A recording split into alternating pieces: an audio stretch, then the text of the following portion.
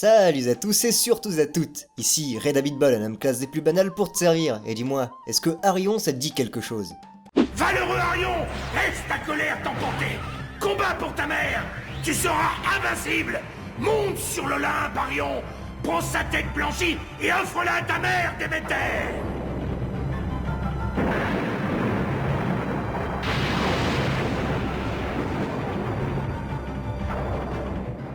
Alors Arion, ça parle d'Arion, fils de Déméter, kidnappé par Hadès pour tuer Zeus. En gros, ça commence comme ça, mais ça part très vite en guerre fantastique avec tout plein d'inceste et tout le tralala qui était à la mode à l'époque de nos amis les Romains. Mais crois-le ou non, je trouve ça cool. Bah dis donc. Pourquoi c'est cool ça, monsieur Habitball? Accroche-toi bien, je vais essayer de me faire comprendre, mais je pense que ça va pas être facile. Bon, déjà on commence par la vilaine bébête. Le film est un foutoir narratif complet. Ça dure 2 heures et t'as l'impression qu'Arion ne prend jamais le temps de respirer 2 minutes. À vrai dire, j'ai eu beaucoup de mal à expliquer le synopsis, tant la quête du héros change comme on change de chemise. Défaut ou pas, perso, je laisse passer. Je pense que cette intrigue tumultueuse part d'une intention.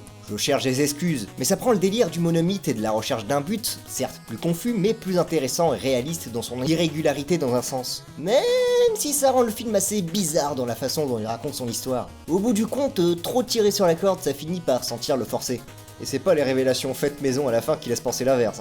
Quoique bon, ce qu'on peut reprocher au film, on peut aussi le faire à la mythologie grecque. Et oui mes loulous, un animé japonais sur la mythologie grecque qui ne soit pas Senseiya, ça existe. Et piqûre de rappel, les mythologies aussi, c'est le gros bordel. C'est assez respectueux du feeling de certaines de ces odyssées, même si elles sont assez déformées dans ce film. On garde l'esthétisme, la fantaisie, le héros et même les choses peu appropriées aux spectateurs lambda comme l'inceste ou le patricide. Ici, les déités sont humanisées et réduites au stade de dirigeants victimes de leur incompétence et de leur élitisme.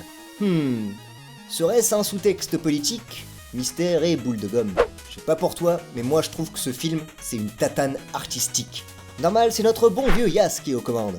Un artiste que je respecte beaucoup, dont j'ai même acheté l'artbook. La qualité de production, surtout pour les années 80, en met plein les mirettes. La force graphique de l'œuvre transmet un sentiment de grandeur épique. C'est peut-être pas aussi beau que son film suivant, Venus Wars, mais croyez-moi, ça l'est quand même vachement.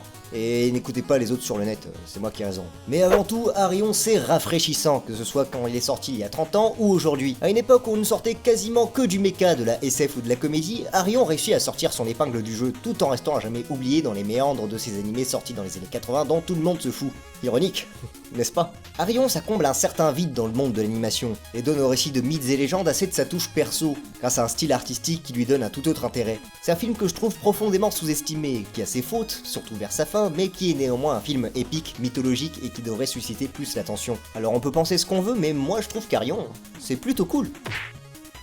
Cependant, ce n'est pas mon film de Yas préféré, à vrai dire j'ai hésité à parler de Crusher Joe, que je te recommande encore plus. Mais j'avais pas grand chose à dire dessus, mis à part qu'en gros, c'est Star Wars mélangé à l'agence Touriste, et c'est super cool, voilà. Merci, monsieur Habitball, vous m'avez ouvert les yeux. De rien, va. La bise.